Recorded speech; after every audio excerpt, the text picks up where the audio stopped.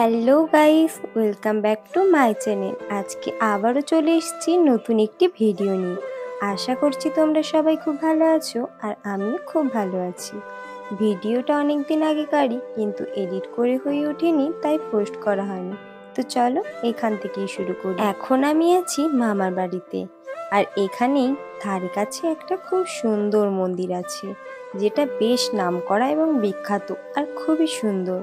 তো আজকে সেখানে যাব বলে ঠিক করেছিলাম, তাই এখানে আমি, মা আর মাসিমণিরা রেডি হয়ে নিয়েছি আর এখন সেখানে যাব।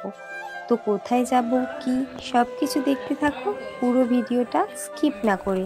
তো এখন দেখো আমরা কিন্তু বেরিয়ে পড়েছি। যাচ্ছে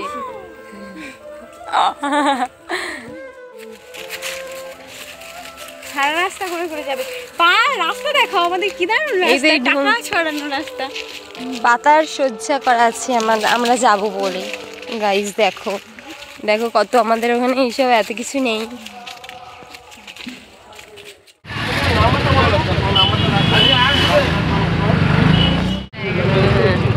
করে দেখাবো ওইটা।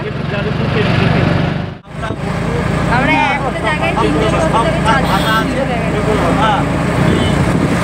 সবাই এদিকে।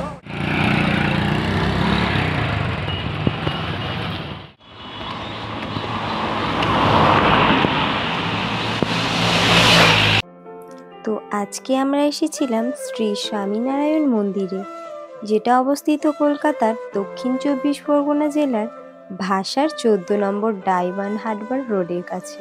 2014 সালে ভাসার এই স্বামীনারায়ণ মন্দিরটি পবিত্র করা হয় এবং জনসাধারণের জন্য উন্মুক্ত করা হয়। ইতিহাসে বলা হয়েছে যে ভগবান স্বামীনারায়ণ নীলকান্ত বর্ণী হিসেবে বঙ্গোপসাগরের গঙ্গাসাগরের পরিদর্শন করার জন্য এই ভূমি দিয়ে গিয়েছিলেন।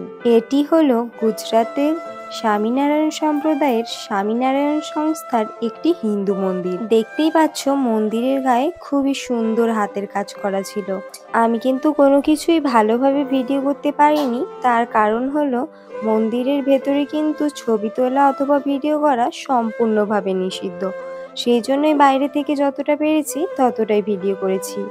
আর মন্দিরে ঢোকার আগে কিন্তু ফোনগুলো একটা প্লাস্টিকের মধ্যে ভরে তবেই সেখানে প্রবেশ করতে পারবে। আর এখানে দেখো এত সন্ধে হয়ে গেছে তবুও প্রচণ্ড ভিড়, যেহেতু এটা ছিল আরতির সময়। আর দেখো মন্দিরটা কত সুন্দর দেখতে লাগছে। আর হ্যাঁ, মন্দিরে ঢোকার টাইম টেবিলটা তোমাদেরকে বলে দিই। সকাল 7:30 থেকে দুপুর 12টা, আর বিকেল 4টে থেকে সন্ধ্যা 8টা। আর কিভাবে এখানে আসবেন সেটা আমি নিচে থাকা ডেসক্রিপশন বক্সে দিয়ে দেবো, প্রয়োজন হলে অবশ্যই দেখে নিতে পারেন। তারপর কিন্তু মা এখানে চলে গেছিল প্রসাদ কেনার জন্য। এখানে কিন্তু বিভিন্ন ধরনের দামের প্রসাদ আছে। তো এখানে দেখো প্রসাদের প্রাইসগুলো কিন্তু এখানে দেওয়া আছে। 300 টাকা, 1250 টাকা, 3000 টাকা, 7000 টাকা, আর সবচেয়ে কমটা হলো 100 টাকা। তো এই দেখো আমাদের কিন্তু প্রসাদ কেনা হয়ে গেছে। তো এবার আমরা আস্তে আস্তে বাইরের দিকে বেরোচ্ছিলাম। তো এখানে একটুখানি বসে পড়েছিলাম।